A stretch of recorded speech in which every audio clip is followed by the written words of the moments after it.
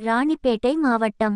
ராணிப்பேட்டை நெமிலி மற்றும் அதனை சுற்றியுள்ள பகுதிகளில் 1 மணி நேரம் வெளுத்து வாங்கிய கனமழை. இரவில் பெய்த 1 மணி நேர கனமழையால் குளிர்ச்சியான சூழல், விவசாயிகள் மற்றும் பொதுமக்கள் மகிழ்ச்சி.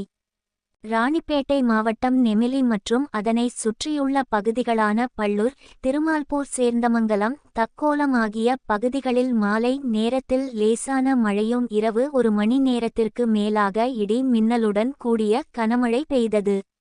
இந்த கனமழையால் சாலைகளில் நீர் பெருக்கெடுத்து ஓடியது. இரவு நேரத்தில் 1 மணி நேரத்திற்கும் மேலாக வெளுத்து வாங்கிய கனமழையால் குளிர்ச்சியான சூழல் நிலவுகிறது.